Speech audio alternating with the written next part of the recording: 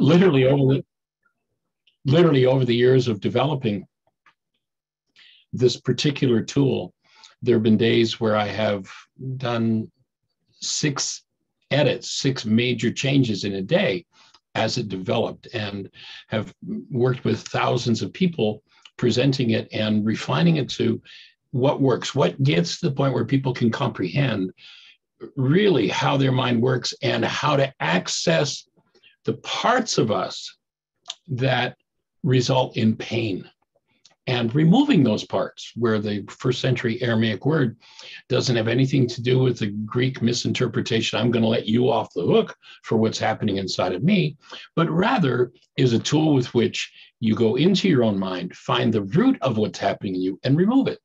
So I'm delighted to be here to support you today and looking forward to it, Yinka. Thank you.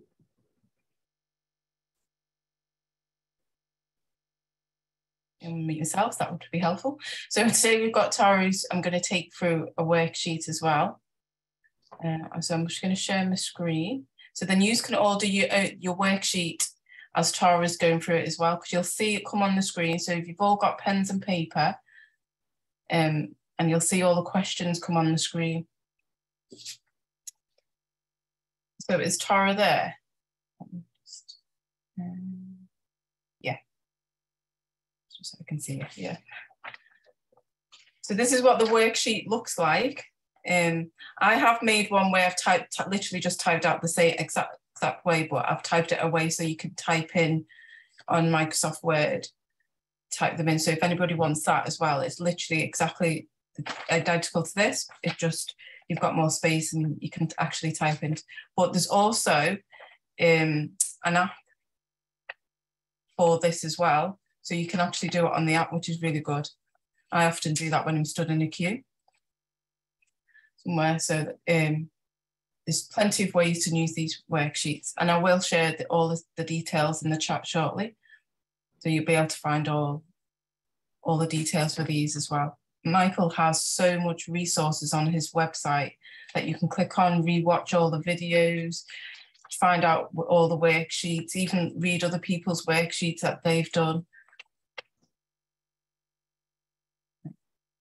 So this is the reality management worksheet. My reality, a perceptual output constructed by my mind. Wake up sheet, change your mind, change your life. The how-to, true Aramaic, forgiveness, the tool for waking up from and changing my reality. So the forgiveness, the tool for waking up from and changing my reality. Premise, my essential nature, my human life, my very being is love. Hold a newborn baby. The goal of this internal forgiveness wake-up sheet is to empower me to remove fear and or hostility and return me to the direct experience of love 24/7, 365 days. And so just to throw a thought in there, if you ever doubt who you are, if you ever question what the word love means, and there aren't enough words on the planet to really define that word, but if you go back to the moment where you've held a newborn child and you tap into the essence of that child, and this is an exercise we've had done with tens of thousands of people all over the globe, virtually everyone's experience, unless they've got some sort of a trauma around birth themselves, and they're not really tapping into the essence of the child, they're tapping into their own trauma, which is something for them to forgive. But when you tap into the essence of that newborn, what you find is there's the direct taste of and the experience of love. And if you ask yourself the question, is the newborn loving me? The answer is clearly no. The newborn is love. Now, we come into the world as love, and it's almost like especially our Western culture has specialized in knocking that experience out of us and then telling us to go out to find somebody to love or somebody to love us. So now a noun, a state of being, which should be the primary objective of every person's life, to be in that experience, becomes a verb, something they're supposed to do to somebody else, or something somebody else is supposed to do to them. And now there's a false chase going on. We want to return to the direct experience of love and maintain that experience, removing any reality, any energetic pattern in us that is less than that experience. And so that's the objective of this worksheet. I'm just going to put all the details to find all the resources in the chat. While you're doing that, if you go to the link on our website to the worksheets, over the years, with the development of different versions of the worksheet, we've saved many of those on the website. So you can go back, and I find that when people really get into doing their work, oftentimes they'll maybe have 2 or 3 different worksheets on their computer. There are 2 different ones in the app that you can use. And there are slightly different ideas in each one. And so sometimes people can sort of hit a plateau, like, well, gee, you know, I've done 10 of them and I'm not really getting anywhere. That's a time to shift worksheets, and a little different perspective will oftentimes break things loose and start them moving again. So they're all available on the website. And it can be, especially if you're working on major issues, what I've found personally in doing the worksheet, if I do it on a computer, or many times people say, oh, I just do it in my head. If I do it in my head, a lot of thoughts can slip by me without really paying attention to them. When you're doing it in writing, when you're recording it, you must pay more closely, you must pay attention to those thoughts that are moving in you.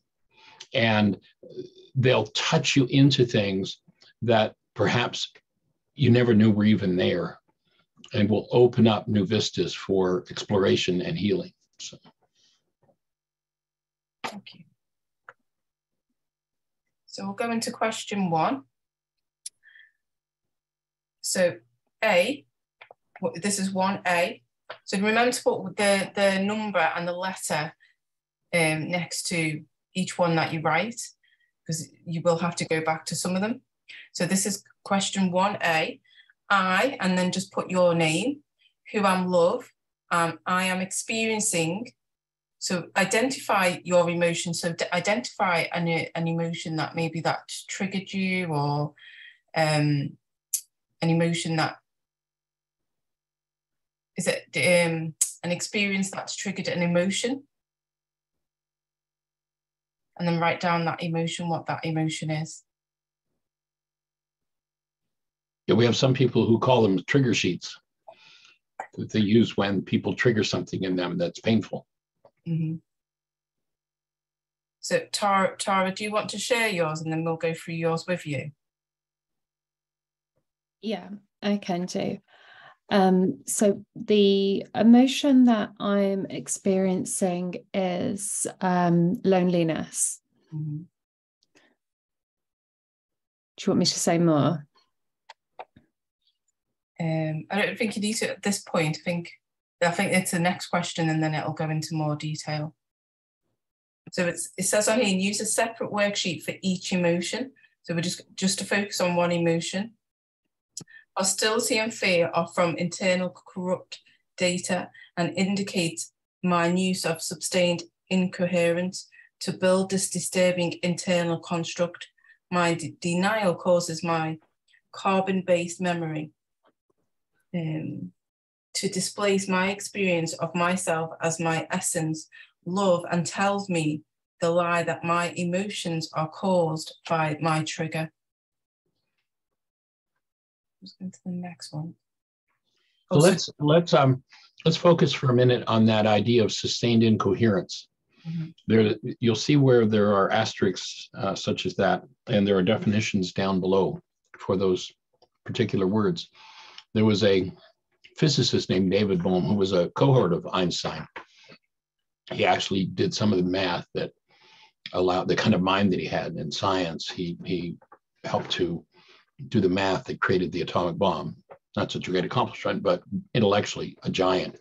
And he also worked in the arena of psychology. And in essence, he coined this phrase, sustained incoherence, but in essence, how he defines it is that the problem with human beings is their thinking. And most people do not want to own or look at the fact that their challenge is in their thinking. And so they go on and on and on and on, trying to change results in their lives. And the results are there because of the way they think. And they refuse to change their thinking. And so he defines that as sustained incoherence. When we have thoughts that are incoherent, that are out of harmony with who we truly are, then we're going to experience pain and turmoil. And again, the idea of the worksheet is to address those things and remove them. And then those initials, my denial causes my CBM. If we were to ask a physicist to take a human form, human body, and melt it down to its essential components, you find that the base element of this human form is carbon. Carbon, you know, if you think about computers, there are chips that store information. In the human form, carbon is what stores information. So CBM refers to carbon-based memory. And again, if you look into the ancient teachings, you'll see there was a statement about a particular form of challenge that was given a number 666. And if you look at the carbon atom, it's made of 6 electrons, 6 protons, 6 neutrons. The things stored in our carbon-based memory that are based in hostility or fear are the things that inhibit us from experiencing ourselves as active love. And so what we're looking to do is open the doors to what's in carbon-based memory and removing what never belonged. So that's what CBM, carbon-based memory, is. Thank you. Then we're going to go to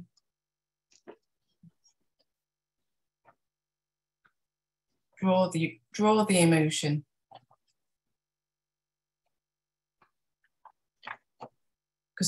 Is this because sometimes we can't express? Do you get them to draw it because sometimes you can't express the words to that emotion? Yeah, oftentimes our emotional experiences are pre-verbal before we have words for them. So drawing it can create a greater contact with an expression of that emotion.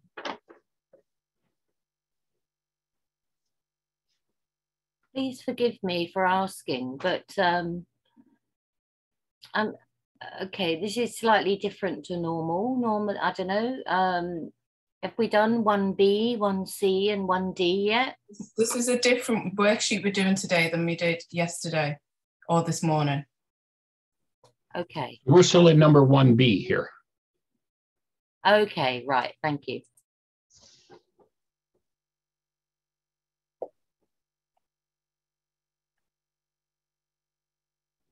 Have you been able to draw yours, Tara? Yeah, I've drawn some hills. Mm-hmm.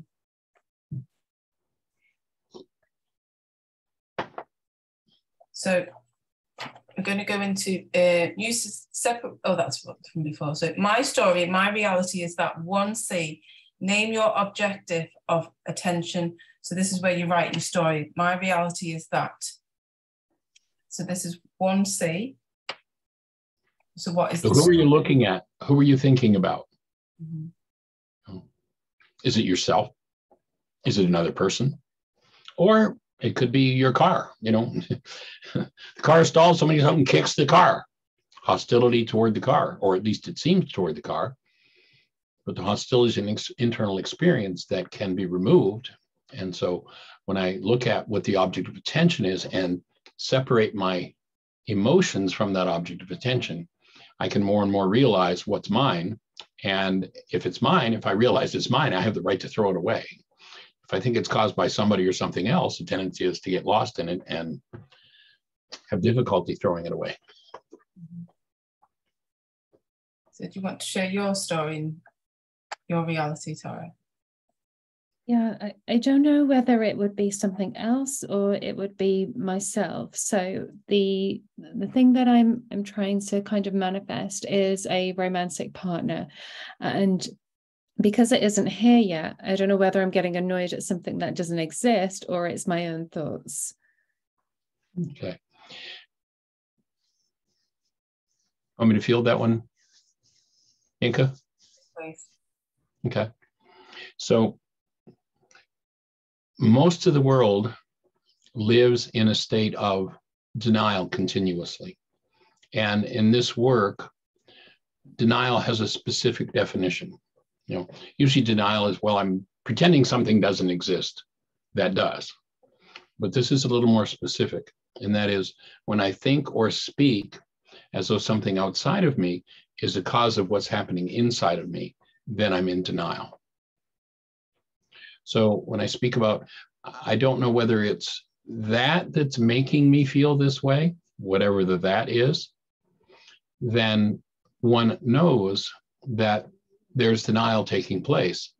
And what happens when we live in denial is, in order to substitute a false reality for the truth, I have to hide the truth. And so whether that's making me upset, which would be a state of denial, or to recognize that here's my upset, and what I'm looking to do here is to own my upset. I have an object of attention. In this case, it sounds like it might be your own mind. So I think that putting your name in number one as the object of attention, and then starting to, we'll look as the worksheet unfolds, we'll look at the goal that you're holding. And so I have not been able to manifest, or I have not yet manifested a romantic partner, would be the situation. Thank you. Does that fit? Does that make sense? Yeah, it makes sense. Makes sense. Thank you. Okay.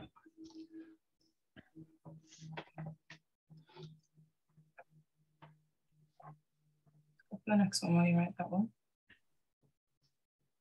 The next bit is just to write the date on this worksheet, because you might need to do another worksheet eventually on this. So it's writing down the date, and because you might one day want to look back on this and see progress you might have made.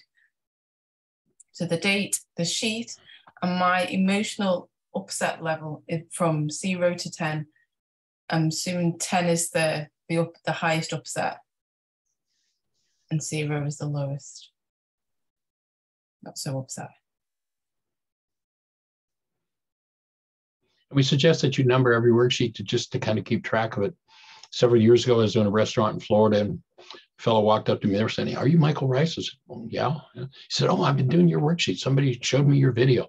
And he reached in. He's a businessman with his jacket on. He reached in his pocket and pulled it out, and he showed me the worksheets he was working on. It was like some 1,861, something like that. He was tracking the work that he was doing. And when you see and you recognize that literally within your structure, and for most people it's unconscious, there are generations and generations and generations of thoughts.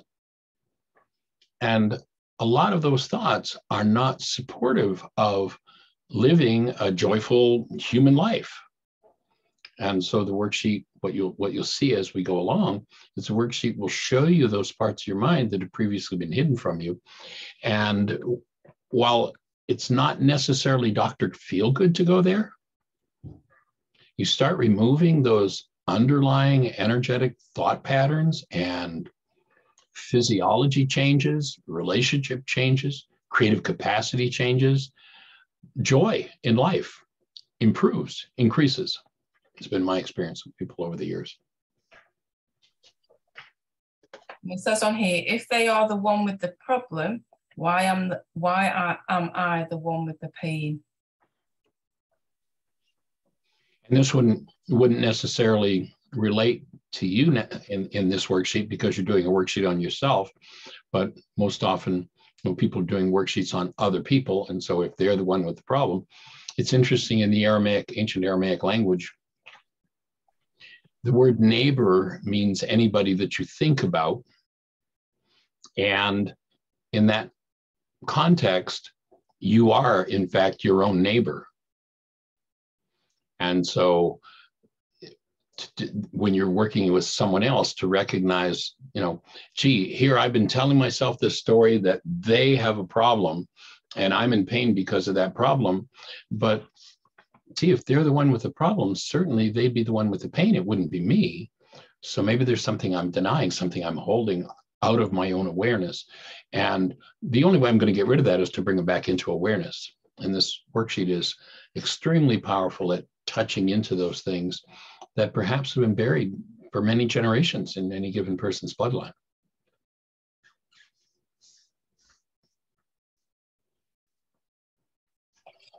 So the truth is only my thoughts cause my emotional upset, and breathe. And so always remembering to breathe through this as well, because the breath, when we hold the breath, it's also ways that the body storing that energetic within us. Is that right, Michael? And without getting into the whole exercise, we have done this in previous workshops, but there's an exercise we do around this particular piece, and that is we invite people to just get quiet, go inside and allow themselves to feel sadness, then shift into fear, then into anger, then into love. And then we invite people to notice what had to happen to go through those different emotions. And what everybody sooner or later realizes is what they did was they had a thought, and what accompanied that thought was sadness. They had a thought, and what accompanied that thought was fear or anger.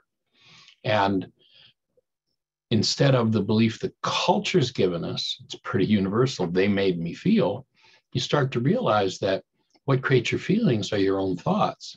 And when you become conscious of those thoughts and you begin to change them, you realize that this ability to consciously originate thoughts in harmony with what you choose to create is a very powerful thing to do. In fact, I just ran across recently a video on YouTube with of Mr. Rogers. And, he's dealing with 3 and 4 and 5-year-old kids. But it was cute because he does a song. He opens a cassette player and he plays this song. And the song is about, when I think thoughts, those thoughts grow in me. And I'm able, essentially teaching children that they're creators. You and I are creative beings. And that's probably the most, one of the greatest atrocities in all of history, is that we've had hidden from us the fact that we are by nature creators. And we bought into that. And the way we create is through our thoughts. So this is also a practice in becoming conscious of what it is that lies between the event in your life and the construct in your mind called perception. There's some interesting Harvard research that says that in a time frame where 10,000 brain cells are firing, literally they've got somebody in lab, they hook them up to electrodes and they're measuring brain cell firings. And in that time frame where 10,000 brain cells are firing, the perceptual construct of the mind, what we actually see at that given moment, is made up of a max of 9 bits of data. And when we say we see something out there, that's totally and completely false. You've never seen anything with your eyes. The eye is a one-way valve. Light energy comes into it. You can't see out of your eyes. You do not see with your eyes, you see with your brain. It's your brain, out of those brain cells that are firing, that make up literally the picture world that you see. And so when you realize that you have a device called the mind that converts your thinking into pictures. And if there's pain accompanying your pictures, it's because you've got thoughts that induce pain in your structure, not because the person you think you're being shown a picture of, that you've got a picture of them, not because of what they do, but rather what you're doing with your own thoughts. So again, between the event that happens in the world and the perception, there's a whole process that happens, usually for most people, in the unconscious mind. In the ancient teachings, the unconscious mind was called the heart. You might remember they said, take care of the heart, for out of it are the issues in life. Take care of what's going on in your own unconscious, clean it up, and pain disappears, and you get to live as a true human being, as the active presence of love, changes everything. The truth is, only my thoughts cause my emotional upset. The thought, a separate wake-up sheet for each thought I use to cause my emotion. So 1B, what is that thought that causes my emotion? That was this, what you wrote on 1B. So if you look at loneliness that you wrote about in number 1C and number 1B, what thought do you have to think in order to experience loneliness?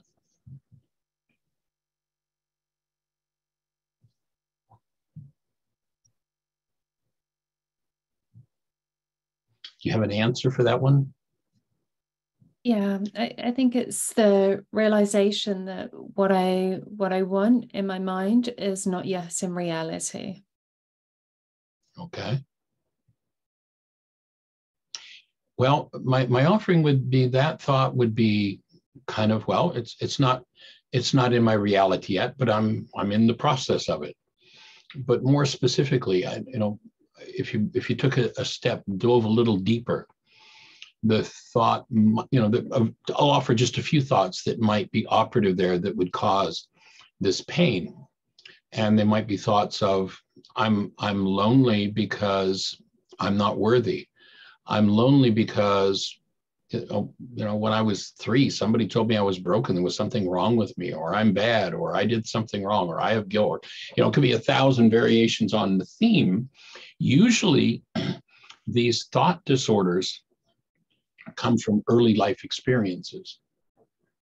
And so if you go on a deeper level, a deeper search into your mind, you're feeling a loneliness because you don't have a romantic partner, or your mind says because you don't have a romantic partner.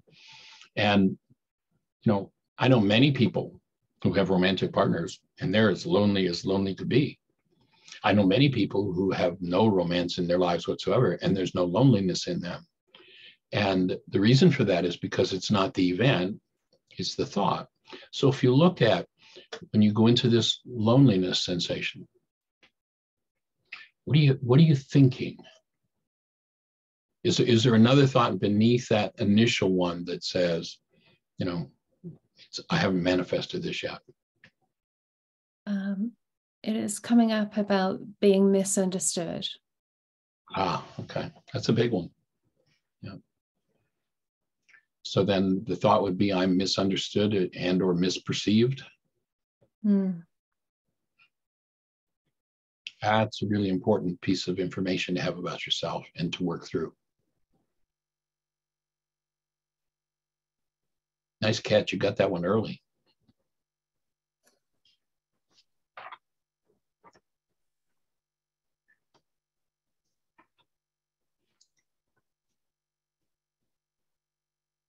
Then we're going to go into 1E. I want to punish. So yours would be myself. By, how is it you want to punish yourself?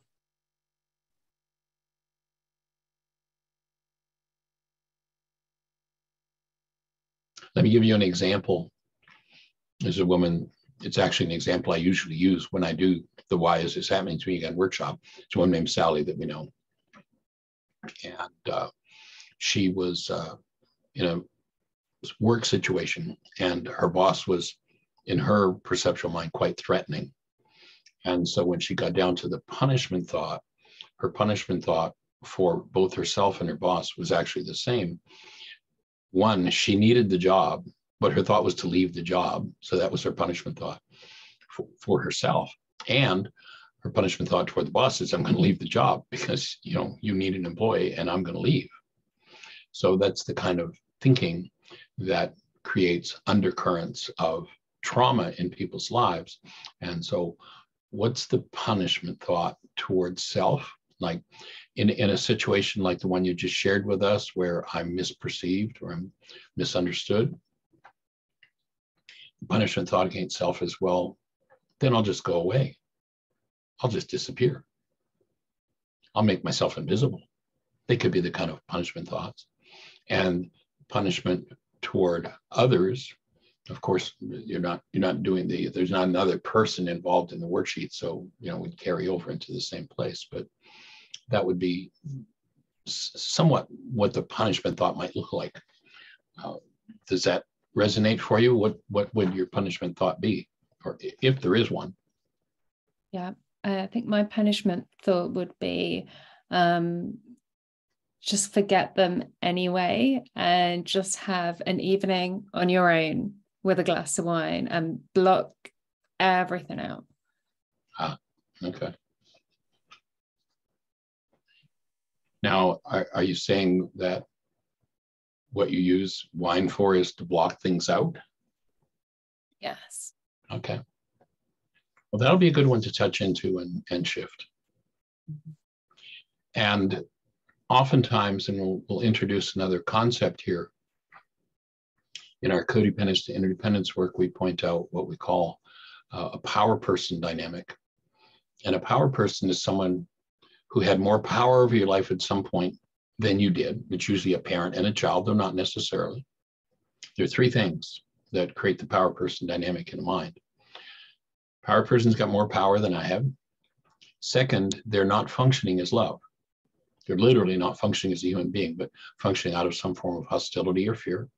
And the third thing is I perceive it as survival. When those three things occur, and again, it's usually a child, though not always. I've worked with people in their 70s who experienced a trauma and it was a power person dynamic for them. But generally speaking, the ones that run people's lives and literally run the world are childhood experiences. And so once that happens, the child's energy field in that circumstance, thinking it's survival, opens, and the person becomes like a sponge. Every energetic, like let's say, so the power person, again, usually a parent, wasn't functioning as love. Maybe they were in anger. So the child opens and just like an energetic sponge, just absorbs literally every frequency, every thought, every piece of mind energy in the environment, just draws it into themselves, and it becomes integrated into the mind. For the rest of one's life, until that power person dynamic is addressed and removed, there are only three behaviors possible for a human being to do. The level of stress that we're under determines which behavior is operational. When there's no stress, what we'll do is we'll do whatever we did to get along with our power person. When stress starts to build, we'll do whatever we did to resist and survive with our power person. And then when we become ultra stressed, we'll do what our power person did to us that we hated the most. So the question I would ask you would be, how did it feel when your power person kind of shut you out? And maybe went and drank. Does that resonate anything for you? Sorry, you'll have to ask me that question again. Sure. Okay. So when I listen to your response, I hear the possibility of what I call a power person dynamic. And so was there ever a time, do you have any memory of your power person shutting you out? One. And two, perhaps then the way they shut you out was to drink. Yeah. Okay. So take a breath. How are you feeling right now? What's moving for you?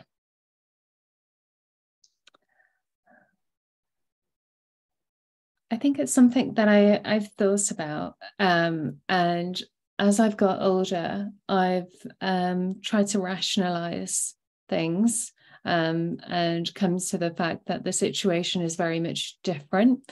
There's a lot more positives now. So why is it still there? And that's the one thing that I can't quite get my head around. Okay.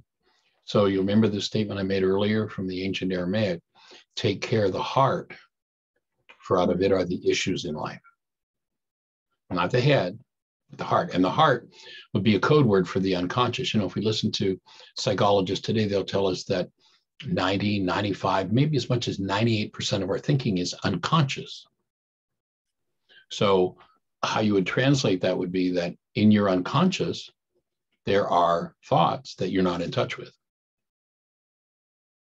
And it's the power to create results in our lives lies within the accumulation of energy patterns that we hold. And most of the energy patterns that we hold in our unconscious. So here in my head saying, well, things are really different, but why are they the same? Why is this happening to me again? I feel so blessed the universe reserved that title for me, because everybody's asked that question. And that's because we haven't been shown how to acquaint ourselves with our own hearts, our own unconscious. And the belief taken on in the interaction with the power person is the operative energy, literally on an energetic level. You know, every thought you think is like a pebble being dropped into a pond. When mind energy moves in us, that energy moving creates a wave effect, creates ripples that send out a message. You know, and if the message is, I'm broken, I don't deserve attention, somebody comes along with bright, excited eyes and looks at us and goes, wow, you're awesome, I want to come and play. And if the unconscious response is, I'm broken, I don't deserve attention, then literally that thought is, through resonance, is communicated to everybody around us. You know, how many have ever had the experience of going into somebody's space and I'm here to be totally loving, nurturing, and supportive, and you get within 10 feet of that person, all of a sudden you start acting like a mad banshee. What happened?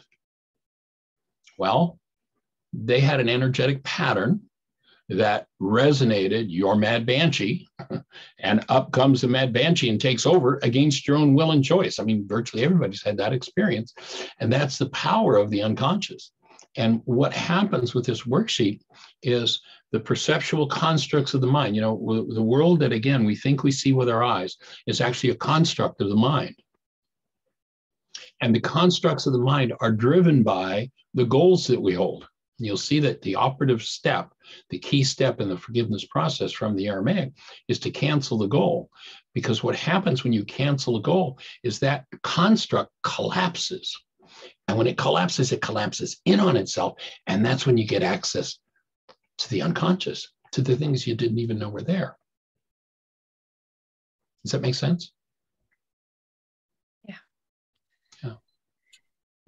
So why are circumstances so different? But here I'm in the same old boat because I haven't changed this part of me. Yep, I've changed that out there. I've changed this up here, but I haven't changed this part of me. And until I do, I'm going to tend to produce the same results over and over and over again.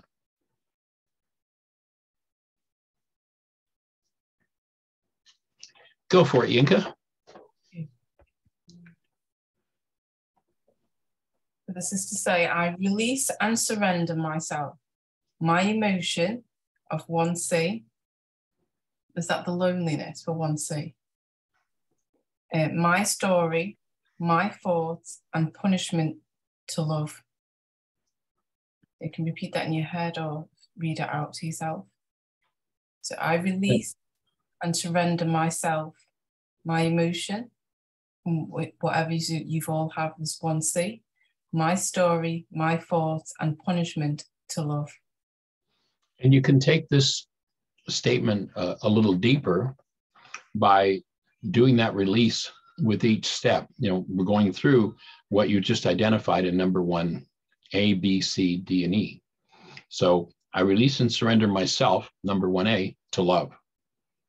I release and surrender my emotion of loneliness to love. I release and surrender myself, your object of attention. So you're doing yourself again. I release and surrender my story that I don't have a romantic partner to love.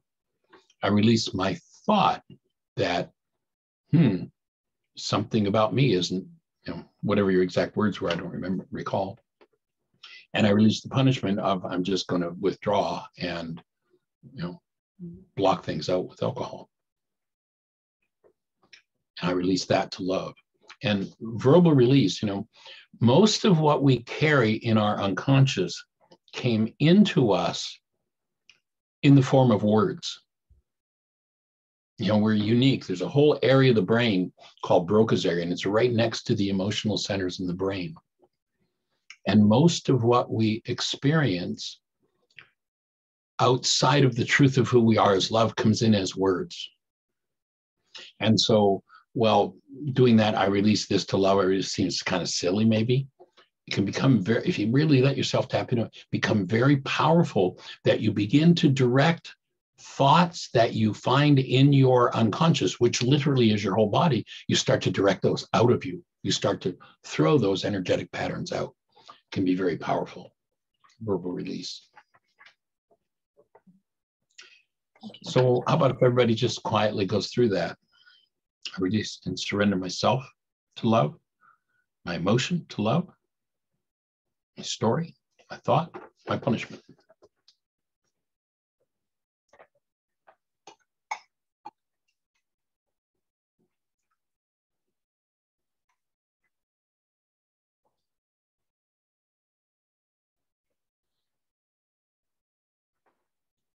And make sure while you do it that you breathe, because the holding of the breath is one of the ways to keep the barrier between the subconscious and the unconscious mind closed down, so we don't ever let those unconscious thoughts come up. And a lot of times people don't want to let them come up because they're painful. They literally, when they resonate pain. But when you become aware of that, and you become aware that you are literally made of this stuff called love, and you bring love present to your pain, then pain begins to dissolve and to dissipate, to disappear. The ancients called those pain experiences samskaras. They're realities. They're literally stored mind energy. And when I allow myself to experience it directly while holding love present, those things that aren't true about my thinking simply begin to dissolve. But I've got to be willing to open this barrier between the subconscious and the unconscious. And in the ancient teachings, it was called the veil of the temple. You might remember they said the veil of the temple must be rent in twain. And they kind of intimated that it was about a purple curtain in the church. It wasn't about a purple curtain in the church. This is the temple. The veil is the barrier between the subconscious and the unconscious. You've got to open it. Here's how you do it.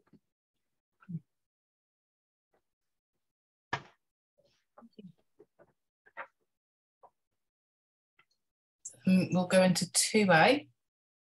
I choose to love truth and willingly face and process out of all dis-ease, producing energies from all my relations, generations.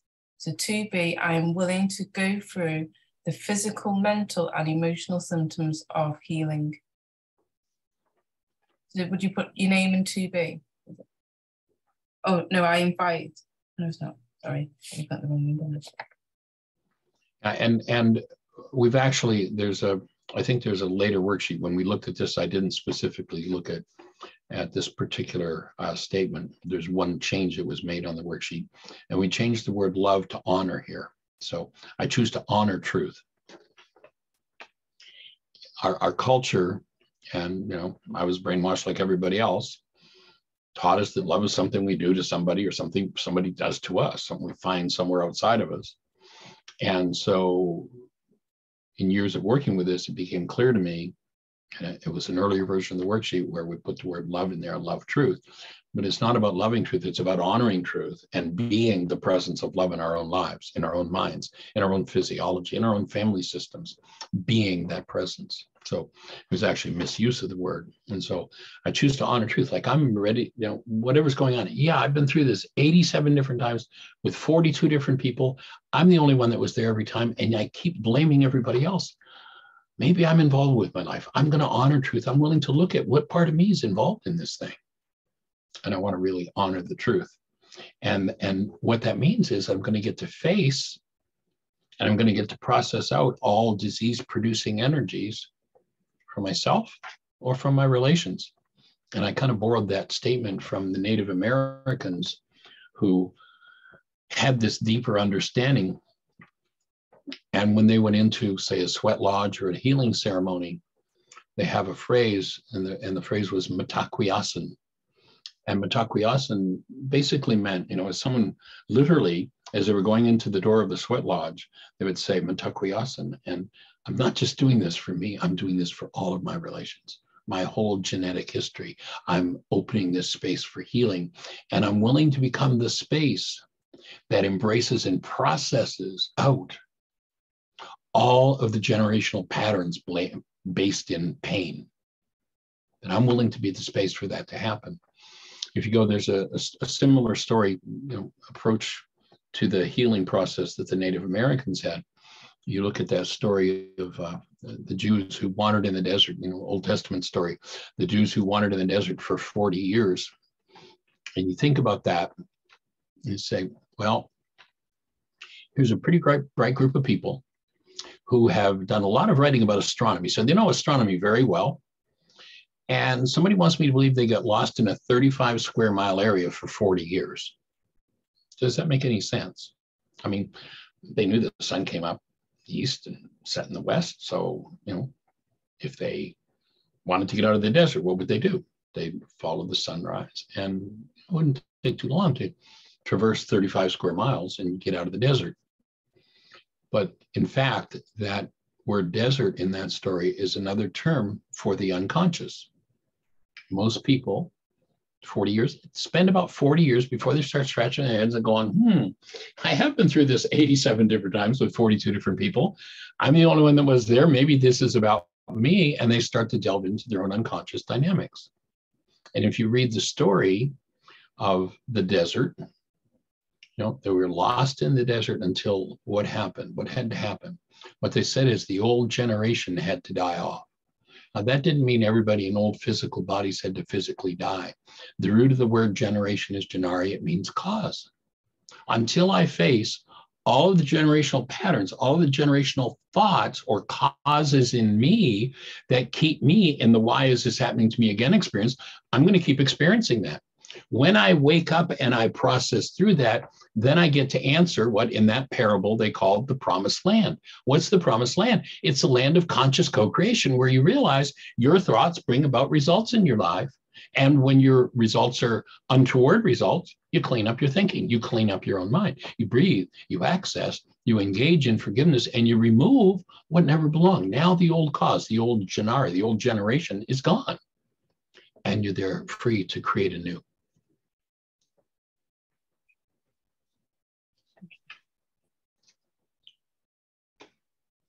So I choose to honor truth and willingly face and process out all disease-producing energies from all my relations.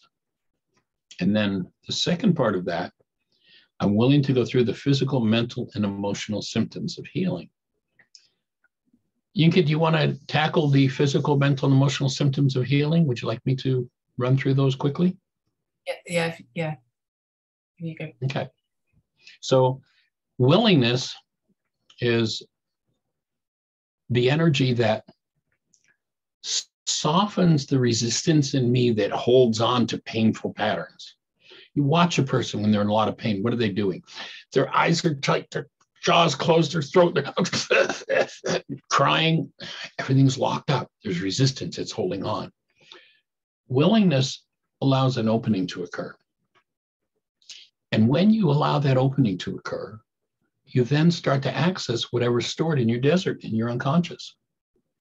And they can be energies on a physical, mental, and emotional level. Healing is not Dr. Feelgood.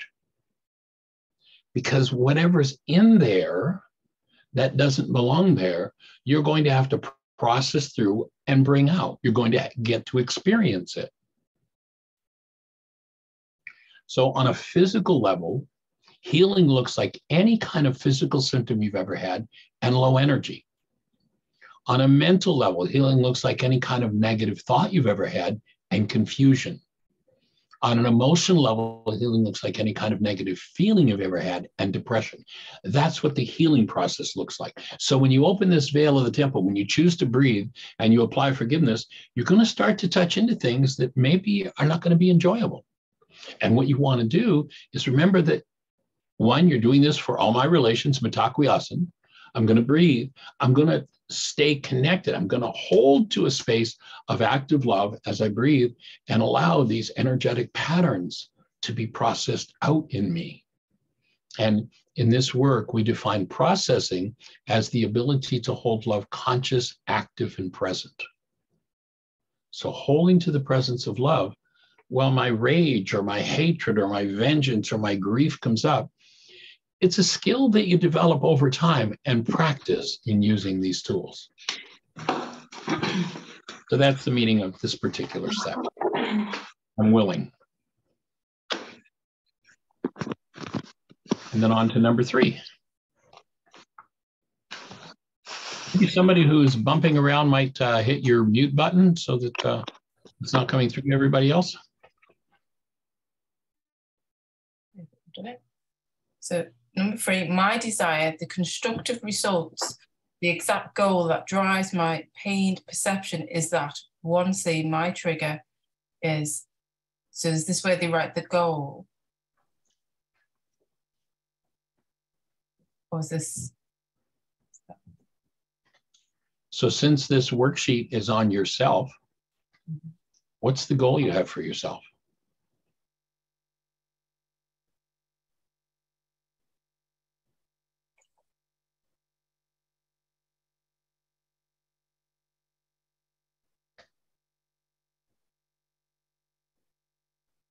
You want to share that goal with us?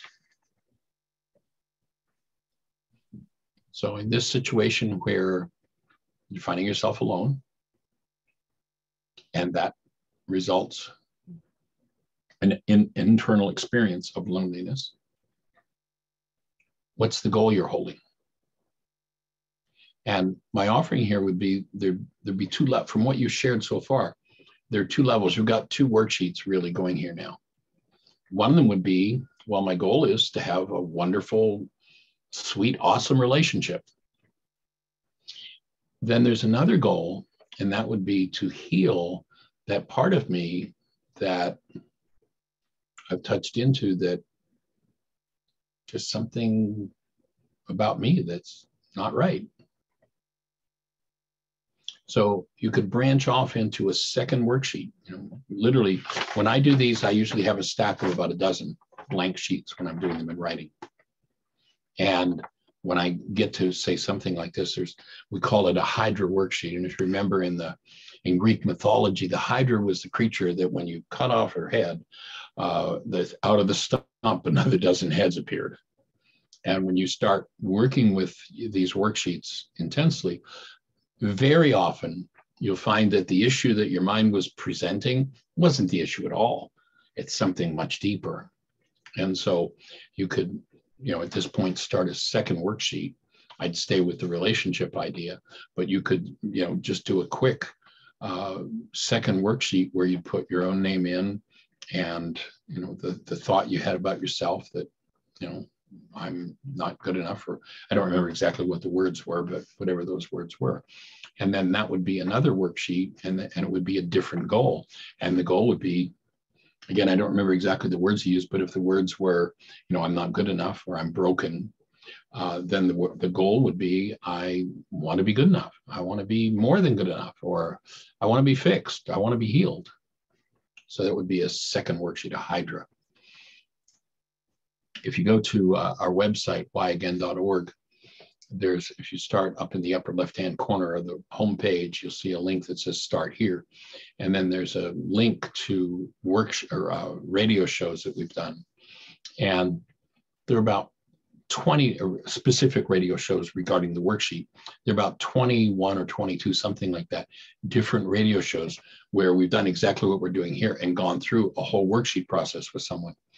And the second one on the list is with a woman who was dealing with an issue around self and her relationship.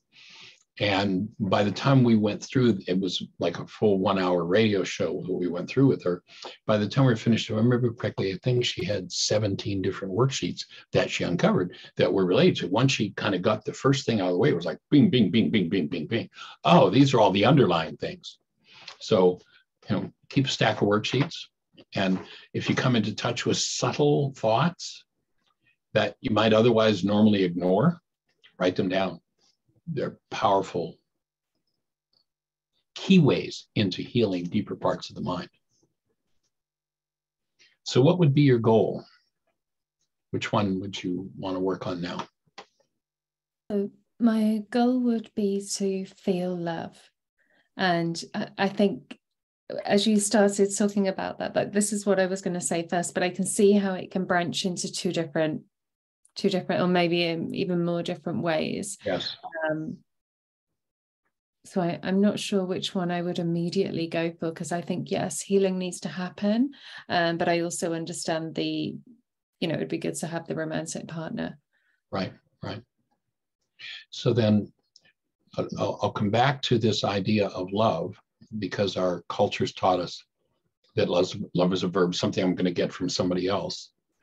And my offering would be that it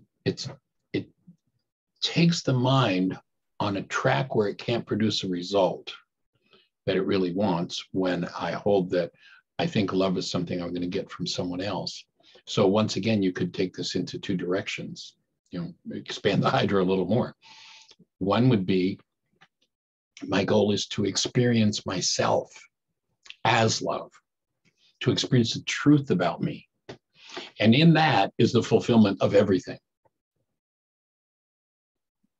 And then the other direction, or the hydra of that one, might be that, and now I want to share my state of being with a partner that is ready to go for us, experiencing everything that life has to give us.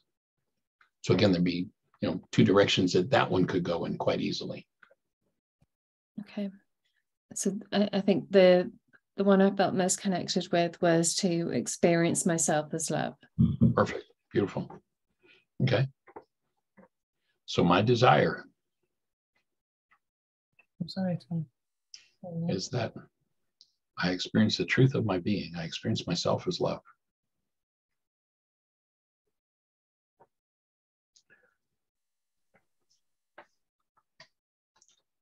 Head on to number 4, Yinka. So number 4, I choose love, my essence, which stirs the love in everyone involved. And then the rose butterfly. There's no butterfly. Don't think I'd be. I know the rose butterfly well enough to share. I know the story. Yeah. So the rose and the butterfly story is just a little made-up story to illustrate how important it is to recognize who we are and to stay connected with that. So imagine we've got a rose and a butterfly, and we give them each an ego, and the rose and the butterfly meet. They meet and they fall in love. They have this wonderful time together. And one day the butterfly up and flies away. The rose, knowing that the love of the butterfly is the most important thing in its life, uproots itself to give chase. What's going to happen to the rose? It's going to die. Why is it going to die? It made something more important than being connected to its source. So the offering here is, when I make any goal that I have more important than being connected to my source, then I give up the root of my life for something that can't even fulfill what it is that I want. So that's the rose and the butterfly story. There's another interesting story. Actually, it comes out of England. There's a video, if you do a search on YouTube, a video, and the title of it is Christian the Lion. And it's a true story about two guys in London who went to Harrods department store, and they had a cub lion for sale, and they bought this lion. They brought it home, and of course the lion starts to grow. They ended up, there was a local church that allowed them to use their yard to keep the lion in, and they raised this lion until it got so big they couldn't handle it anymore. They make contact with a preserve in Africa, and they arranged to have the lion released in Africa. About a year later, these two guys want to go and visit their lion. So they contact the preserve, and the preserve's like, no, you don't understand. This thing is now a wild beast.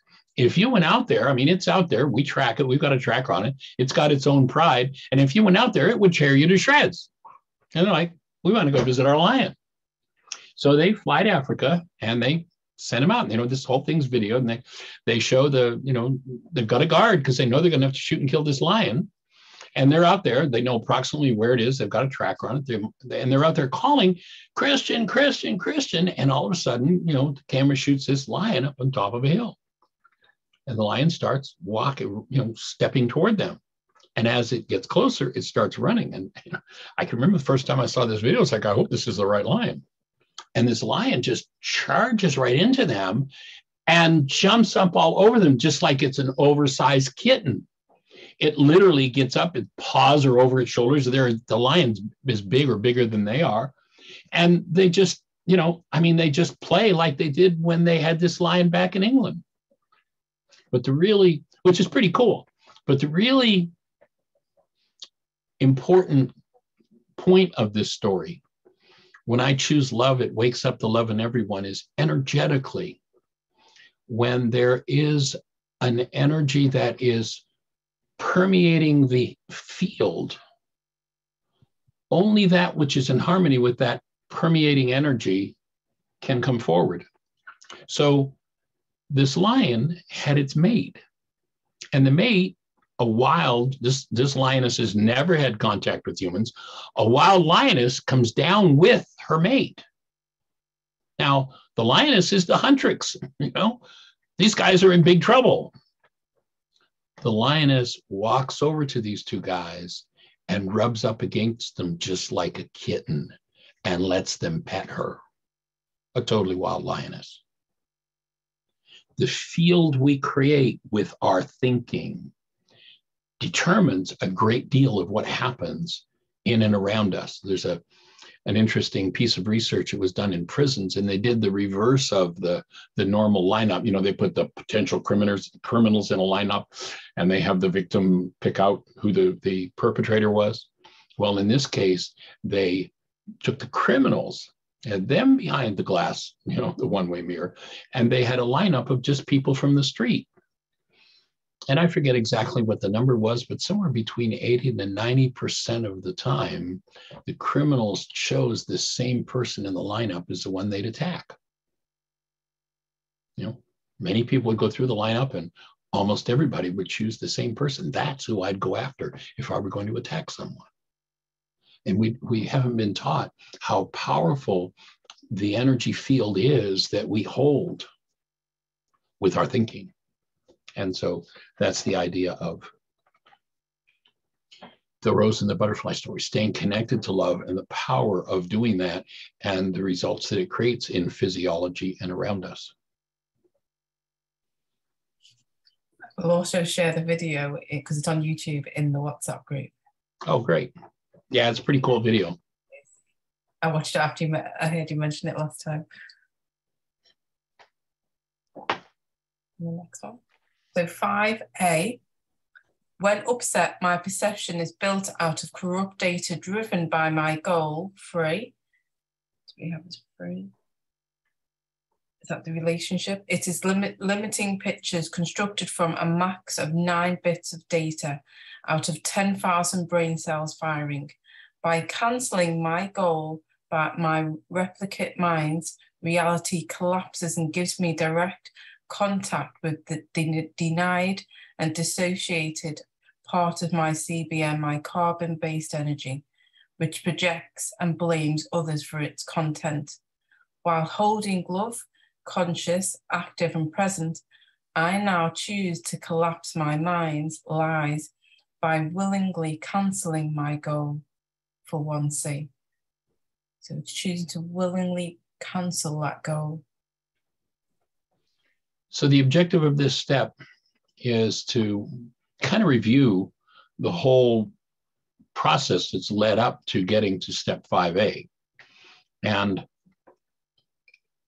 whenever hostility or fear is moving in the mind, someone has a perceptual construct based in hostility or fear, what we've discovered is that the mind is using corrupt data to build that construct, to build that picture. Oh, you're such a terrible person. Look what you've done to me.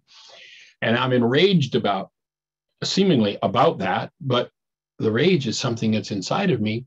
And it is literally, in computer terms, it's corrupt data. It's showing me a totally false reality. So my offering is that anytime your mind is building a construct based in hostility or fear, you don't have to know anything about the circumstance of the situation to know that your mind's lying to you, because it's using corrupt data to build that. The energy that the human mind is designed to be fueled by is active present love. It's not designed to be fueled by hostility or fear. So, believing what your mind gives you in hostility or fear would be like having a car that runs on regular gas, and you pull into the gas station, you go, oh, well, it's all gas. What the hell? Oh, I'm going to use diesel. The car isn't going to run very long on diesel. It's not the right fuel. You look at most of the world, and most of the world is trying to run a mind based in hostility or fear and the mind is designed to be fueled by love. So we have very few examples of actual human life in the world. In fact, if you go back through history, you can see some shining stars of people who actually functioned as active love, and they become legends, because most of the world functioning out of hostility or fear, coming out of the muck, didn't know that they were designed to be fueled by love. And they'd given up that connection. It was like the rose, without its connection to the soil. And so to begin to recognize corrupt data is driving my mind right now, and it's time for me to change it. And so when my reality collapses, when I do this step of forgiveness, you'll notice that you've never been upset with somebody, unless you're just a generally miserable person. You've never been upset with somebody when they're doing everything you want them to do. When they're fulfilling all of the goals you have, notice you're pretty happy with most everybody. But when somebody stops fulfilling the goals you hold for them, notice that's when the sadness, that's when the grief, that's when the rage, that's when the vengeance comes up. And it's always connected to wanting somebody to do something that they're not doing, or yourself to do something that you're not doing. Why is that an important piece of information?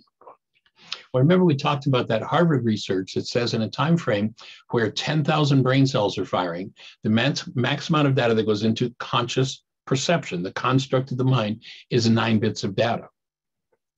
Obviously, something has to determine which 9 bits of data the mind is using. What's the driver for that process? What reduces those 10,000 brain cells firing to the 9 bits that you're being shown? It's your goals. So the goal is the driver for perception. If perception is based on corrupt data and contains pain, you want to collapse it so you can get into the root of it. And so by canceling the goals. So here we're identifying the goal, in step 3, you identified the goal. And here we're getting ready to cancel the goal so that the perceptual construct collapses in on itself. So we're just explaining that in this step before we actually do it. So by canceling my goal, my replicate mind, and the replicate mind is just, it's the why is this happening to me again mind. It takes whatever data is in it and produces perceptions based on it. Replicate, replicate, replicate. It collapses, and that gives me contact with the denied and dissociated parts of my memory bank, my carbon-based memory. And it's that part of me that projects and blames others for the content of my mind. So then here's the action step. While holding love conscious, active, and present, I now choose to collapse my mind's lies by willingly canceling my goals. So you bring your answer from number 3. Each time you do a worksheet, precisely word for word, you bring that answer to number 5A and cancel the goal. And you'll notice there's a little hand at the end of it that says breathe, because when you start to open the unconscious, most people's tendency is to shut the breath down. So we're inviting you to be conscious of your breathing. And whenever the breath is being shut down, that's the mechanical way that we dissociate from things. That's a mechanical way we hide things from ourselves. And what you're looking to do here is to open up. And, you know, what you open up might be 10 generations old. And so the willingness to go with that and let the energy move can create some very profound results. So what happens as you bring your answer from number 3, word for word, down to number 6, and then cancel your goal for it?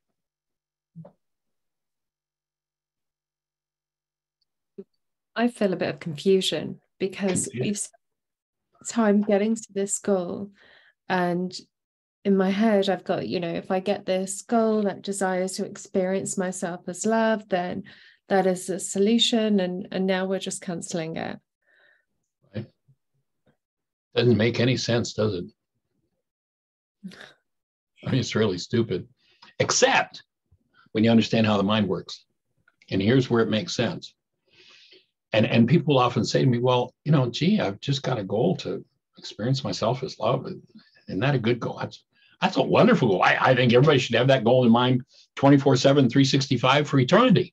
Great goal. Except if you load it in your mind and it brings up pain. So when you load a goal in your mind that resonates content that holds pain,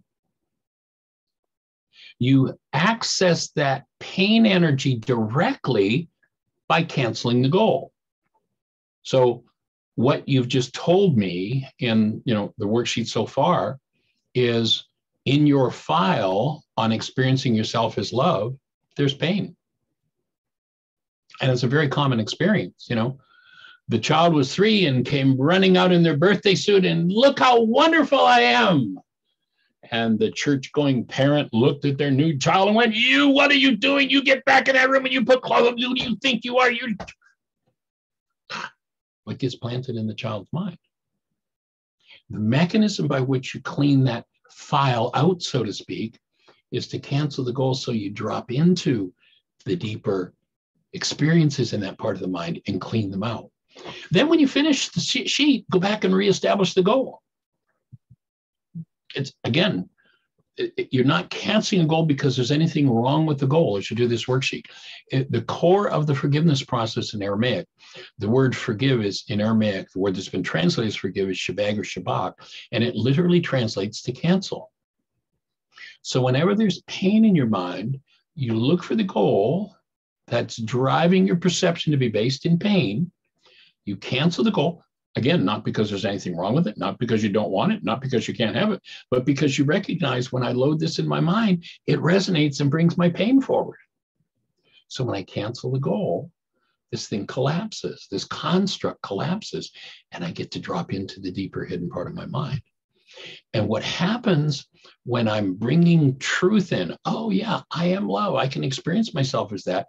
And then there's an old experience of, well, what's wrong with you? You're whatever descriptors your power person for you. When those two things meet, they are energetic patterns that when they meet, they create confusion. That's one of the symptoms of healing. Remember, I talked about the symptoms of healing. I'm willing, back in step 3 or 2, I'm willing to go through the physical, mental, and emotional symptoms of healing. And on a physical level, again, it looks like any kind of physical symptom you've ever had in low energy. On a mental level, it looks like any kind of negative thought you've ever had in confusion. On an emotional level, it's any kind of negative feeling you've ever had in depression. So when you cancel the goal, you don't cancel it because you don't want it, because there's anything wrong with it. You cancel it because you recognize it brings pain forward in you. And you want to confront that pain directly. You brought love forward. Step 4, connect conscious, active, present love. Now I'm going to cancel the goal and drop into what's beneath it.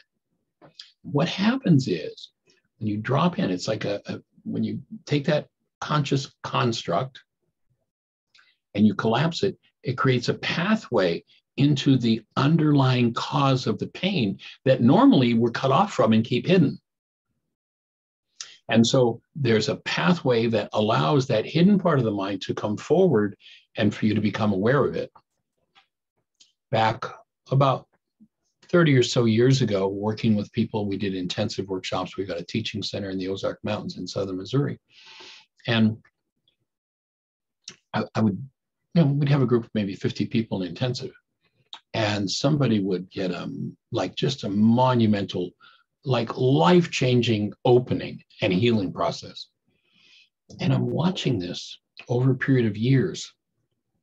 And I'm like, what is the core? What is the key to healing? There were 50 people in the room. One person had this life change, like miraculous change. I mean, maybe a physical, like serious physical disease disappeared that fast, or, a relationship just transformed. What's going on? How did that happen? And what I was shown was, in order for healing to occur, two things have to happen. One, that which is in the unconscious, hidden, that we've dissociated from, locked down somewhere in physiology where it's literally creating interference patterns in physiology and physical diseases, that energy has to open and come forward. The second thing is, when love is conscious, active, and present, and that comes forward, this dissolves. The pained energy that we're willing to expose to ourselves and to the presence of love begins its dissolution. And that's where forgiveness happens. It's got nothing to do with being let off the hook. Oh, God is going to forgive. God's never going to forgive you for anything, because there's no judgment there. And forgiveness has nothing to do with being let off the hook. Forgiveness is the removal of the energy that doesn't belong. And the way it's removed is by access in the presence of love. And when those two things meet, the dis-ease energy, whether it's physical, mental, or emotional, begins to dissipate and disappear.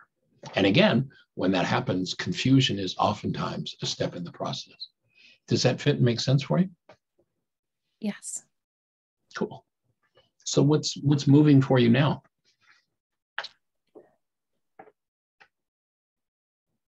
Feel quite relaxed, excited to try something different and just to see how it goes. Let it drop and see what else comes out. I'm going to invite you, to listen to this video afterward. It'll be posted on our website. I assume you post it too, Yinka. I'm going to invite you to listen to it and listen to your voice tones earlier in the workshop. And then listen to your voice tones when you answered this particular question, and notice the difference. It's night and day. Yeah. Nice work. I felt that too. Yeah. That's what forgiveness does. That's the crux of this experience. When I recognize that my mind is producing something painful, and I look at the driver for that pained perception and I cancel it, I drop in, and when I drop in, again, confusion, it can be pain, it can be all sorts of things. But if I'll keep breathing and I keep love present, what happens is that underlying unconscious trauma is in process of dissolving and being removed. And it's the removal that is forgiveness. Yeah. So nice piece of work. And then there's a second step, because when you start realizing, this Harvard research, it says 10,000 brain cells are firing, and on a conscious level, we can process 9 bits of data. I like to refer to that as the 9-bit mind, just as a metaphor, not meaning it's actual, absolute literal, but that we can only be aware of a small bit of information compared to the mass that's inside of us. And so let's say that I'm dealing with something that goes back 10 generations of people, in loneliness. I think back about my power person and think about how lonely they are. That's probably when they picked up the bottle. And here I am willing to process that. So how do I do that? I mean, that's if that's been going on for generations, there are masses of data. How do I do that, processing it 9 bits at a time? Guess what? You can't. It's not possible. But what was taught 2,000 years ago in the Aramaic was that inside of each of us, there was a literal feminine elemental force. In Aramaic, it was called Ruku Dukudsha. that by definition, if we invited it into activity, now you've got free will, it's never going to interfere with your free will.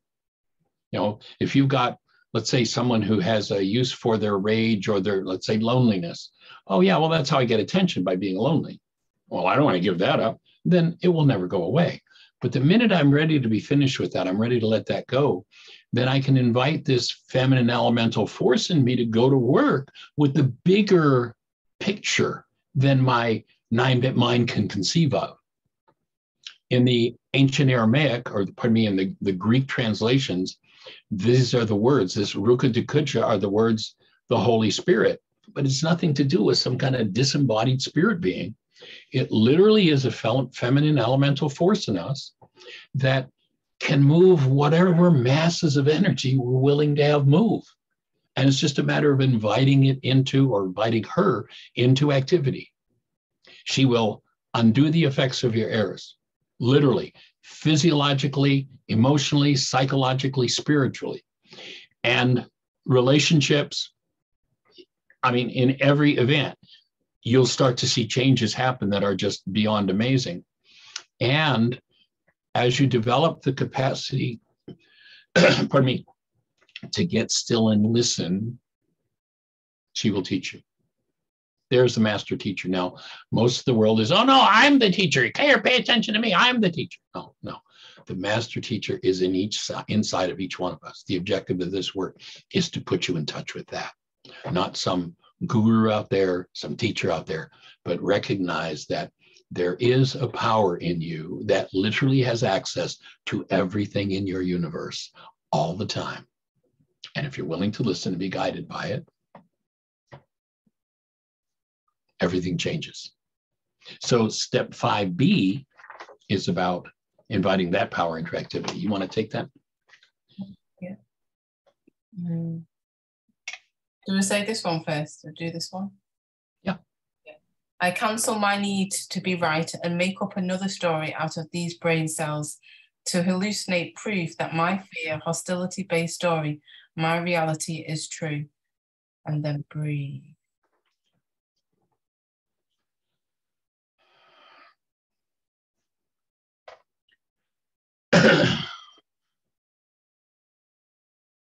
And just be with whatever's moving.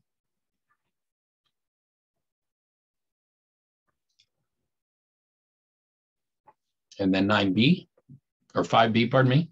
5B. I invite in our Aramaic Ruka Kadusha. How do you pronounce it? Kadusha? Ruka Dukucha. In the Aramaic language, this is the term that was translated as the Holy Spirit, but it's not even relative to what the Greeks talk about. Just that there's a power in us. If we ask for it, it's there to help. To incline me toward healing, restore me to my newborn essence, love, heal my denial and capacity to generate my emotions of 1B. Help me open a direct conscious relationship with and gentle remove the denied, disassociated and projected part of my carbon-based memory. Yeah. So there's several requests that you're making of this power. You're asking for just the way the world brainwashes us. Most people's inclinations are toward get the guy that's the bad guy. I want to change that. I want to be inclined toward healing. Whatever's going on in my life, I want whatever the mainspring of my inner motivation is to incline me toward healing. So that's the first request that we suggest that you make. And then to restore me to love. And you'll see that it goes in two directions there. There's a little hand, restore me to, and there's a hand pointing to the word Rachma. If you go back into the Aramaic language, they asked this man, Yeshua, what was most important in the law? And law in Aramaic just means the way things work. It's not the rule of a superior. If I want to be a human being, how's that work? What do I have to do? And the Greeks tell us that he said, love your neighbor, love God as yourself. Not even close. In Aramaic, he gave a psychological answer to a very important question. And he did not use the word love, he used the word Rachma. And Rachma, it turns out, is a filter in the frontal lobes of the brain. that is a gateway for if you've been shut out by hostility or fear from your own physiology, if you've been shut out of your own physiology as the direct experience of love, Rahma is a gateway that needs to open that brings love into the human form. And it serves as a filter to exclude from the frontal lobes of the brain everything based in hostility and fear, intentions keyed to hostility and fear. So that's the definition of this energy that's going to start to move. And I want to be restored to that state where Rahma is active and I'm in touch with my newborn essence. So it's going back to that very original experience of being the presence of love where nothing else entered the picture. I want to heal my denial. I want to heal all thoughts that tell me that somebody else is responsible for the conditions going on in my physiology.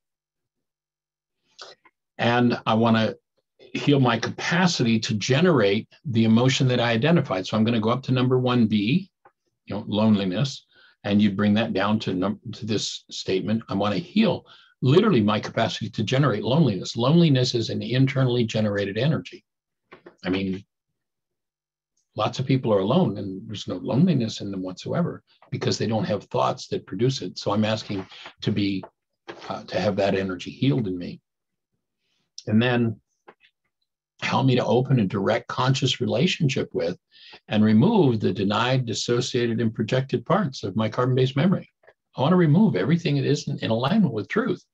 So I'm asking here to be shown. So I'm inviting this, you might call it the super processor within me, Ruka Dukuja, this feminine elemental force, to go to work and cooperate and harmonize with my healing process. And so in 5A, you cancel the goal. So now I invite, and we leave a blank there. It's been called the higher power, the superconscious, the subconscious, the primordial. There are lots of different names for it. It's shown up in all sorts of different teachings. But here I invite, and I usually just shorten it to Ruka. I invite Ruka to incline me toward healing and make that request.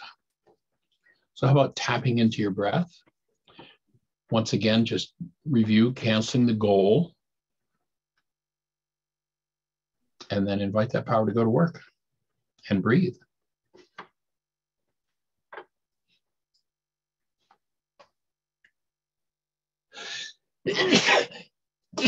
Excuse me.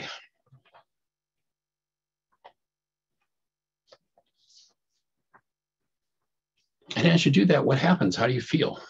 Fill that in step 6A. Very calm. Nice. Very calm. Kind of like it's the worry, the stress that I had has been put aside. That's forgiveness. And I'd offer that it's been removed. There may be other layers of it, but there's been a layer of it, a major layer of it removed. So nice work. Yeah.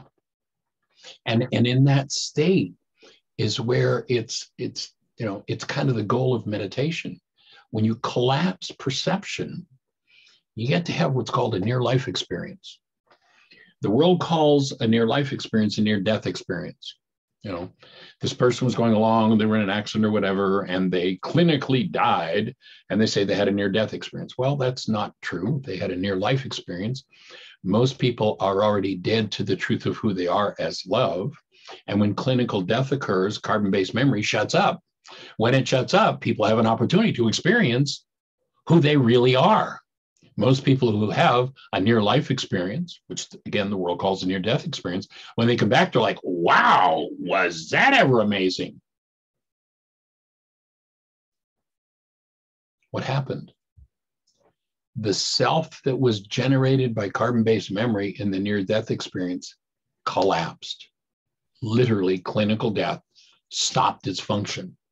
And then there's the experience of who you are that happens. And if your physiology is resuscitated, if you are recovered from that clinical death, you come back with an experience of being, an experience of your true nature. It's called a near-life experience. Now, I don't suggest going out and going for that near life experience by going for clinical death. It's kind of dangerous. But anytime you're in pain or trauma, you can cancel the goal that's driving your pain and trauma. And when it collapses, there's an instant of that near life experience. And as you work with the process, and some people it's more natural to them than others, you'll expand that space and expand that space and expand that space until it's just natural to experience yourself as who you are and function out of love, function as love. So nice description of it. That's awesome. So you've answered the question, I now feel 6A, and then B, you want to take that? And then 6B, and hash 1, see now that I see that it's that, what do you see now? Is it now what do you see now that you didn't see before? Yeah, how's the situation? If you look back at number 1, how's the situation look to you now? How are you feeling? And you actually shared that already. And then 6C, I ask to be shown a time when I have not fulfilled number 3, hash 3. So when people are blaming others for the construct in their mind, they tend to be disturbed around goals that they hold it against themselves for not fulfilling. So now that you've opened the space, then you want to look at a time, look at the same goal you had, the one you just canceled in number 3, and bring it down to number 6, the second part of 6B, or pardon me, to 6C. Asked to be shown a time when I've not fulfilled number 3. So I need to think of a time where the desire that I had to experience myself as love was not fulfilled. Right. Right. When did you, can you remember a time when you cut yourself off from that?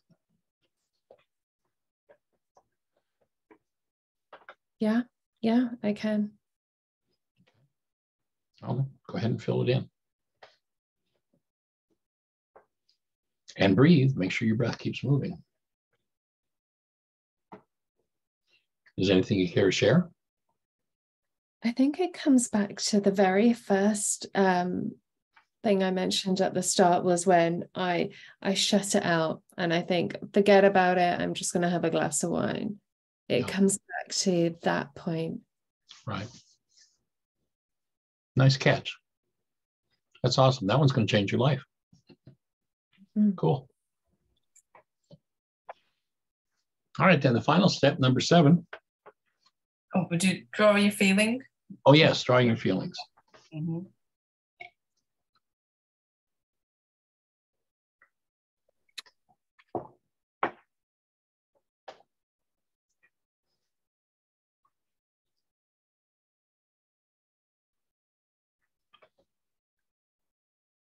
So you look at what you felt in that box up at the top, and then what are you feeling now and how do they compare?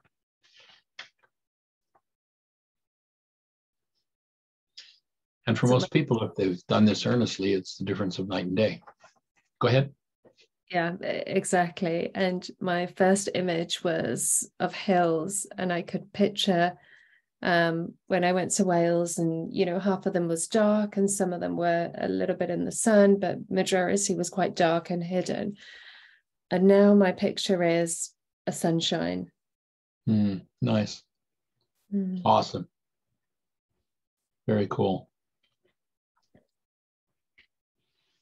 There's a woman who was a kindergarten and grade 1 teacher in Dayton, Ohio, here in the States, that taught this work in kindergarten and grade 1.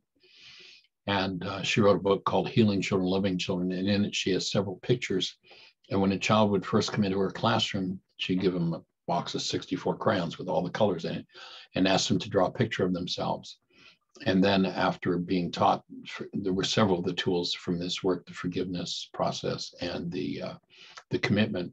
After being taught that, and there's another one that is on our website called I Am Somebody that she would teach to children. And after they had learned that, she'd hand them a plain piece of paper and a box of crayons and say, draw a picture of yourself. And she has several examples in the book. And it goes from, you know, a line, draw a circle and a couple of lines and fingers sticking out of it. And, you know, and then in the second picture, you know, 3 months or so later, here's this child drawing a self picture with a heart in the middle of it and a shelter over it and full arms and legs. And I mean, just amazing transformations when we start removing the pictures of self. In fact, if you go back into the Aramaic language, you'll hear this man Yeshua saying, in order for you to live, you've got to die. And that's got nothing to do with physical death.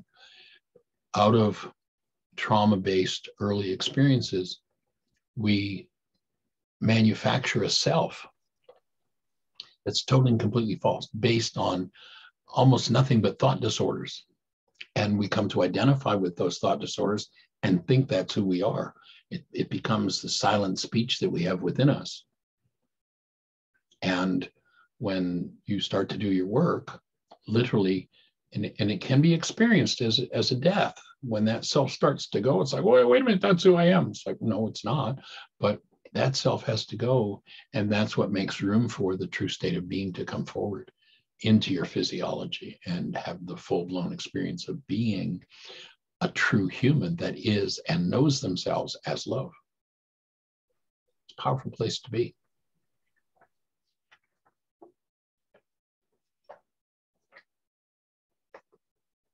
Okay, you want to take the second half of that box? Yeah. So I commit to love, to living a human life. To help achieve this, I do a mass cancelling of all the times I wanted to from someone, and then you put your initials. So that would be cancelling all the times I wanted. Is that to the desire? Is that to experience love? To stop? Whatever the goal was in number 3 for each individual for their worksheet, usually when somebody does a worksheet, the goal that they have in this particular situation, they've had repeatedly with people throughout their lives. And so it's kind of like, you know, you're on the ski slope and you're on the downhill run. Take advantage of the momentum that you've got. And then you'll see it's got a place that says initials. Just put the initials of everybody you ever wanted that from. You know, gee, I wanted it from dad. I wanted it from mom. I wanted it from my big sister. I wanted it from my first boyfriend or girlfriend. I wanted it from, you know, everybody in your life that you ever wanted to fulfill that goal for you. And just kind of do a mass canceling. And that just kind of takes the whole energetic release to another level.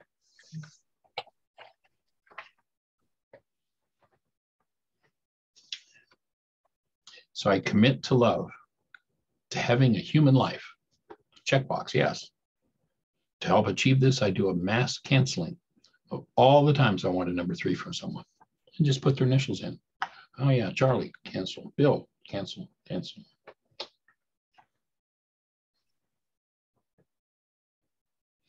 People oftentimes also use the word canceling inappropriately, like, oh, I was in rage, so I was canceling my rage. You can't cancel rage. If you focus on rage, you intensify rage. That's just the way it works.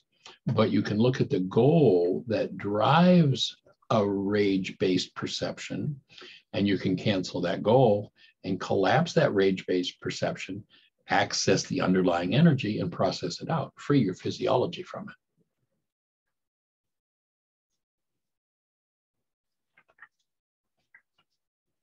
And number 7. Number 7, a principle of the universe is that by giving, I first get the original. I am grateful for this opportunity to heal. I choose truth and perfect love. 1C, based on 3, I structure a truly loving goal toward you and offer to you.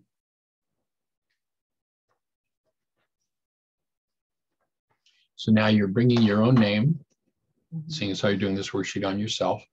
But if you know, anyone else who's listening, if you did a worksheet on someone, you'd bring their name down here.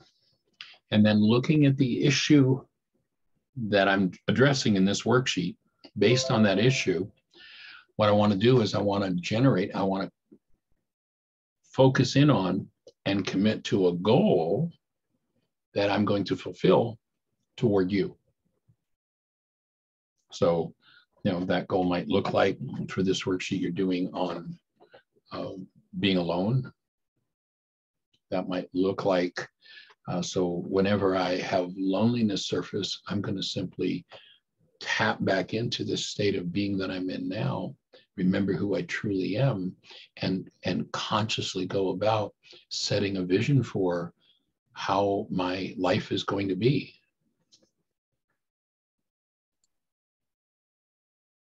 If you're doing a worksheet on someone else, someone else that your brain tells you made you angry, and you realize it's your anger, then the commitment might be, the goal might be, well, if anger ever comes up in our relationship again, I make a commitment to tap into and focus into love and express love toward you, express my true being toward you. So that might be what a goal might look like involving another person. So you want to frame and commit to a goal, something you're willing to do differently around whoever it is you did this worksheet on.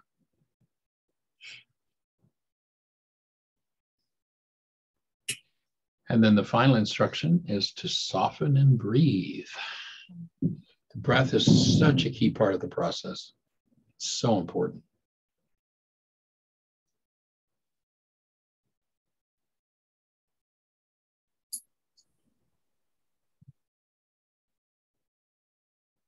So anything else to share from the worksheet you just done? You've shared some pretty powerful stuff. Thank you. Any other thoughts for you? I knew from the last session that it would be letting go of expectations. And I chose this topic because it's quite a difficult one for me. I can let go of expectations of others, but this one was a lot closer. I was clinging on to this one more. And I thought it would be very difficult to let go of. And going through this process, I think I've heard so many times the whole self-love thing, and I was like, oh, this isn't just another thing. But, at times it falls back. But I think going through this, it really gelled, and it got it. And it was very powerful. And I just hope that everybody listening, it really helped you all as well. Nice work. That's right on track. And that's what anybody can do anytime there's some sort of hostility or fear, grief, sadness moving inside. This is a process that just allows you to drop in and reconnect with the truth of who you are. I want to offer some feedback on using the word expectation there. You'll notice the word expectation is not on the sheet. Expectations do not create stress. This is actually a stress management device. I've gone and listened to some of the world's best stress experts, and I've never been able to find anybody that tells me what causes stress. They'll talk about stressful situations, and if you're in a stressful situation, as though a situation could possibly cause stress, which it can't, and they'll say, well, that situation there, oh my God, but I've never been able to, or they can tell you, oh, well, you can breathe, or you can go and run for a mile and that'll relieve your stress, or what have you.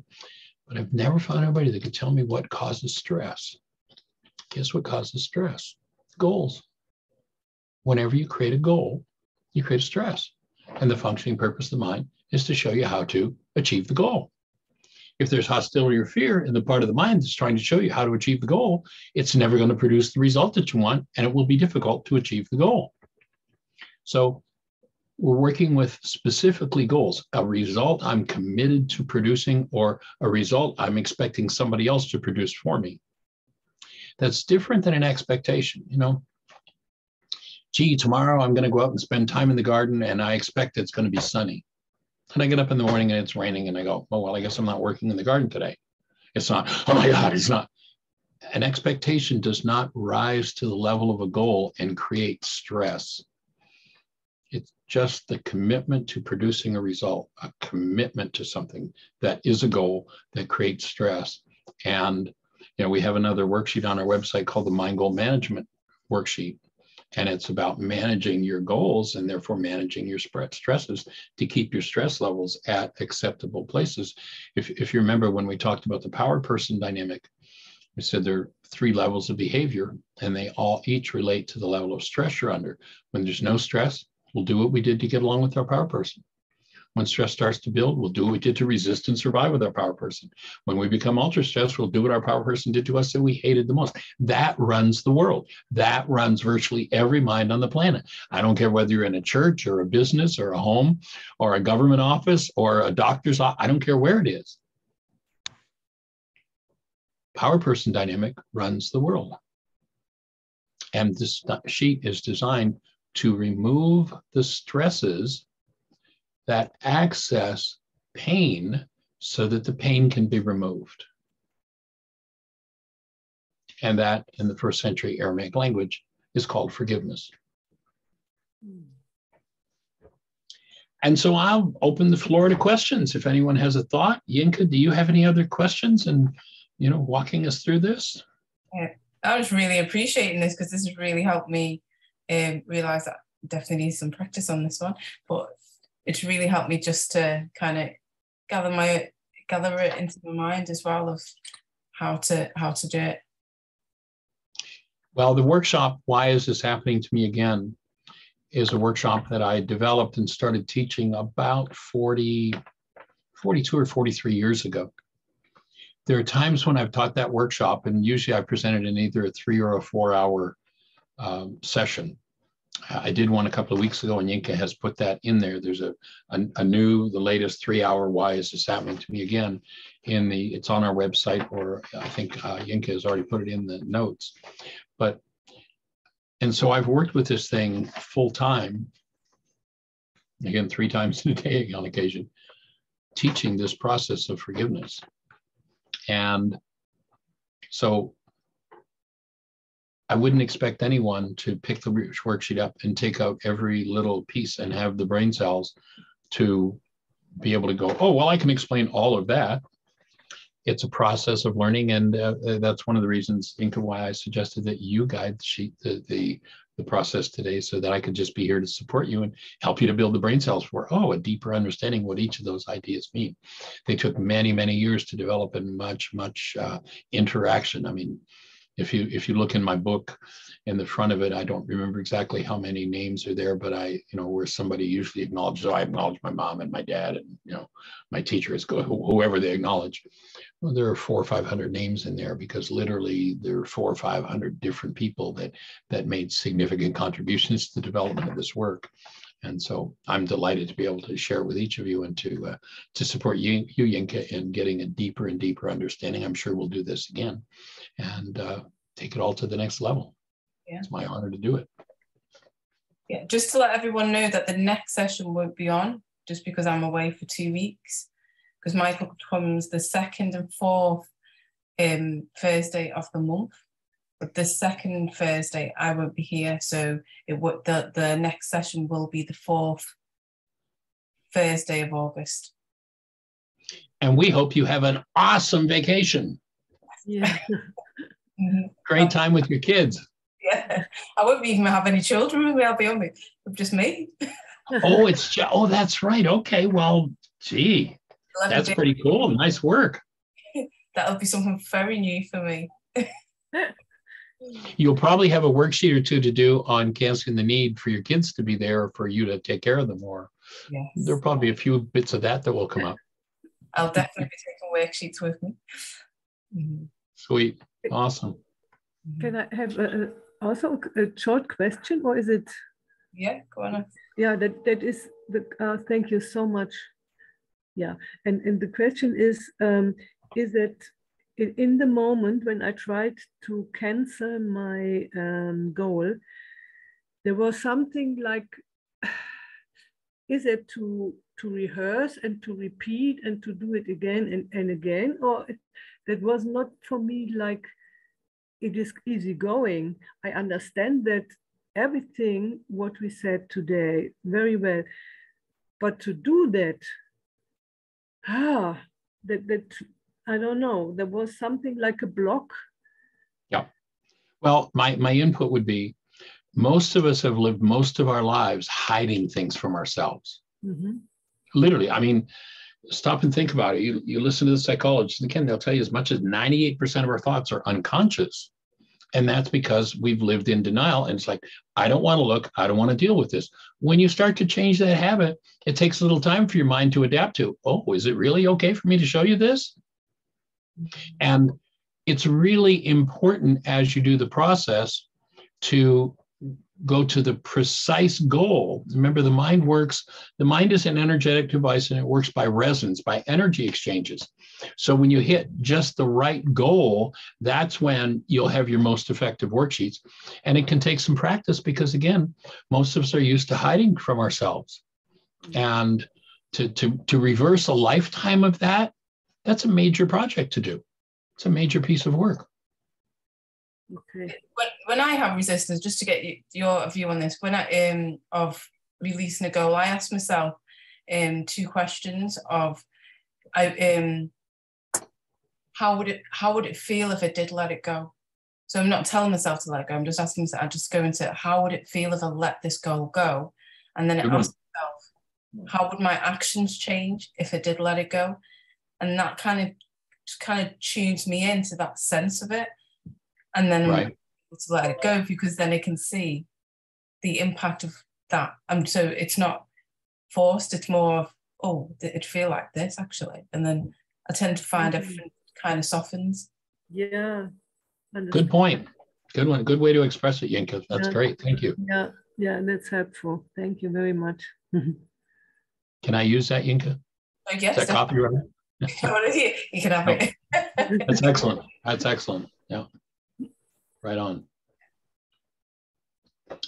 Anyone else? Question, thought, answer, idea?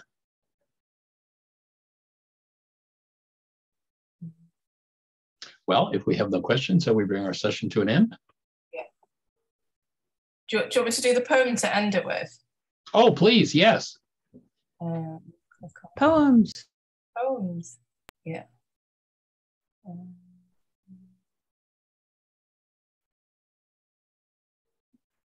So this is the poem from the book that Michael just mentioned earlier. So, who am I? I am somebody. I am bright, capable, and lovable. I am teachable and learn easily. I tell the truth and I am gentle listener. I respect myself and others. I am cooperative and responsible for my feelings and choices. I see the highest and best in myself and others and support that with my thoughts, words, and actions. I use time wisely because it is valuable. I am the best I can be each day. I am somebody. I am love. That's what Julie Haverstick used to teach kids in kindergarten and grade 1. And for the average adult, there are probably at least 50 worksheets in that poem. I actually have it on my front door, and I say it to my little boy when we leave the house. Nice. Awesome. I'll let Julie know. She'll enjoy hearing that. So I'm expressing appreciation, so much appreciation for Michael and giving this time to us, which I'm sure everybody in this group can, express appreciation for him, and for Tara for sharing as well, because that takes a lot as well. So appreciate it, and for everybody that's joined, because you all make it what it is, these sessions. So yeah, lots of appreciation. And for anybody that wants to donate as well, please send your donations to Michael, not the book club, for these sessions. Let's support Michael in continuing these teachings as well with others. And you can find a link to do that if you'd like on our website, whyagain.org. Also, there is a free app that you can download from your app store. If you just go to your app store and type in the word Heartland, one word, Heartland, Aramaic forgiveness. You've got the world's only forgiveness app. This worksheet and another simpler version of the worksheet are in the app. You can do it live. The app's purposely designed to be totally, completely private. You put the average app on your phone and it wants to, take pictures and do your texts and set your settings and make phone calls. The only permission it asks for is to use the internet so that it can operate. And that's the only permission that the app requires. At the end of doing a worksheet, if you want to print and save the worksheet to your phone, then it will ask you for permission to save a file. But other than that, there are no permissions. It's totally private. So you can tell it anything you want. You can put anything in there and know that it's totally yours and it's totally private. And so you can download that app. And from within the app, if you're doing a worksheet and you have a question on any page in the app, you can just click a button, a link, and ask your question. Hit the go button. It'll come to Jeannie. Jeannie will bring it up on our next radio show. We'll answer that question. We'll send you back an email that tells you where the question was answered and where you can hear the answers to that question if you're not on the show. And 5 days a week, we do Mind Shifters Radio from 1 till 2 o'clock. And so you can listen. It's an internet show. There's a link if you go to whyagain.org, our website. There's a microphone. Click that and drill down. It'll allow you to listen there. If you've got access to a US phone, most people in the States have got unlimited long distance. And so they just call into the show. And the call-in number is 563-999-3581. So you can call that number. You're listening to the show directly. And then if you just push 1, puts a hand up in the control panel, Jeannie will introduce you, and you and I will be having a conversation, and we'll answer your questions.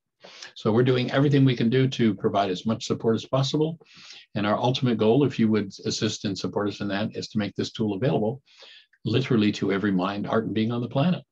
There are at least 8 different translations of the book free on the website. Why is this happening to me again? The book. You can download it free. Yinka's put a link in in most of the postings that she's done. And so we appreciate you, and thanks for sharing this space. Mm-hmm. And that's 6 p.m. UK time, London time, for the radio show, because I go on 6 p.m. Yes. Yeah, well, I don't go on, I listen at 6 p.m. Yeah, so that's at our time. Cool. Yeah, so thanks everyone for joining. Wonderful session. I'm definitely... post a recording of this, and we'll be re-listening to it myself. All right. Much appreciation, Yinka. It's been a nice experience. Blessings. Thank you, everybody. Thank you, Michael. Thank you. Thank you. Thank you. Thank you, Thank everyone. you for saying thank you. Much appreciation. All right. Thank you.